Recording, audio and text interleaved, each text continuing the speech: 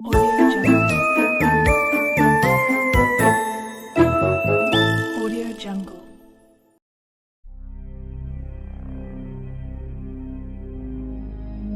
दोस्तों, अगर हम कभी बिना सोए 1 दिन भी लगातार किसी कारण से जगे रहे हैं तो अगले ही दिन हमारा सर भारी होने लगता है और नींद आने लगती है। लेकिन क्या हो अगर किसी इंसान को 30 दिनों तक लगातार बिना सोए गुजारना पड़े तो क्या होगी? इस सवाल को सुनकर ही आप शायद घबरा जाएंगे। लेकिन सन 1940 में विश्व युद्ध के दौरान एक ऐसा ही प्रयोग सोवियत यूनियन ने बंदी बनाए हुए 5 कैदियों पर किया था। हालांकि 30 दिन पूरे होने से पहले ही उन सभी कैदियों को जान से मारना पड़ा था। लेकिन आखिर ऐसा क्या हुआ था कि इस एक्सपेरिमेंट के पूरा होने से पहले ही कैदियों को मौत के हवाले कर दिया था? तो दोस्तों, आज के इस वीडियो में हम आपको दुनिया का सबसे खौफनाक और इंसानियत को शर्मसार करने वाले एक ऐसे एक्सपेरिमेंट के बारे में बताएंगे जिसने इंसान को दरिंदा बनने पर मजबूर कर दिया। और इस एक्सपेरिमेंट का नाम रखा गया था रशियन स्लीप एक्सपेरिमेंट। यह घटना सन 1940 की है, जब सोवियत यूनियन ने इस स्लीपिंग एक्सपेरिमेंट के लिए विश्व युद्ध के दौरान बंदी बनाए हुए दुश्मन सेना के कुछ सैनिकों को बंदी बना लिया था। उनमें से 5 कैदियों को इस खतरनाक एक्सपेरिमेंट के लिए चुना गया। उन सभी को इस एक्सपेरिमेंट के दौरान इन कैदियों को 30 दिनों तक एक कमरे में बंद रखा जाना था। शर्त रखी गई कि अगर ये सभी कैदी बिना नींद निकले इस एक्सपेरिमेंट को 30 दिनों तक सफलतापूर्वक पूरा कर लेते हैं तो सभी कैदियों को जेल से आजाद कर दिया जाएगा। साथ ही सोवियत यूनियन ने जिस कमरे में उन कैदियों को रखा था वहां उन्हें खाने के लिए, खाना पीने के लिए पानी और पढ़ने के लिए किताबों से लेकर हर तरीके की सुविधाएं दी गई थी। लेकिन उनके सोने या बैठने की कोई व्यवस्था नहीं की गई। उस समय सीसीटीवी कैमरा न होने के कारण उन पर नजर रखने के लिए उस कमरे में 2 वन वे मिरर भी लगाए गए थे।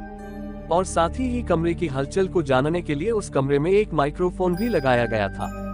कैदियों को नींद न आए इस वजह से उस बंद कमरे में एक एक्सपेरिमेंटल गैस उचित मात्रा में ऑक्सीजन के साथ मिलाकर धीरे धीरे छोड़ी जाती थी। ये गैस एक केमिकल स्टिमुलेंट थी जो उन्हें जगाए रख सके और जिसके कारण वह नींद न निकल पाए कमरे में।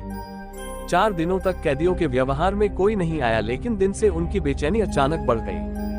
और 9वें दिन उनमें से एक कैदी मानसिक संतुलन खोने की वजह से कई घंटों लगातार चिल्लाता रहा, जिस वजह से उसके गले के आवाज की स्वरग्रांथियां फट गई, जिसके कारण उसकी आवाज चली गई। धीरे धीरे उन सभी कैदियों की हालत एक जैसी हो गई। जो गैस उनके कमरे में छोड़ा जा रहा था उसका असर सारे कैदियों पर अब दिखने लग गया था और वो सभी अपना मानसिक संतुलन खोने लगे थे और कमरे के अंदर अजीब सी हरकत करने लग गए थे। कोई देख ना ले इसलिए वो कैदी किताबों के पन्नों को फाड़कर उस कांच की खिड़की पर चिपका रहे थे। धीरे धीरे रिसर्चर उनके कमरे में उस गैस की मात्रा बढ़ाने लगे तो कुछ दिनों तक उस कमरे से अजीब तरीके से बड़बड़ाने और चिल्लाने की आवाजें आती रहीं, जो बाद में जाकर बिल्कुल भी बंद हो गईं। पहले रिसर्चर को लगा कि माइक्रोफोन में कोई प्रॉब्लम आई होगी। हालांकि रिसर्चर को उस कमरे में हो रहे ऑक्सीजन के प्रयोग से पता चल पा रहा था कि वो सारे कैदी अभी जिंदा हैं, इसलिए कोई भी उस कमरे में नहीं जाना चाहता था। लेकिन कुछ दिनों तक जब कोई भी आवाज उस कमरे से आनी बंद हो गई तो घबराए रिसर्चर ने उस कमरे से उस एक्सपेरिमेंटल गैस को हटाकर उस कमरे में दाखिल होने का फैसला किया।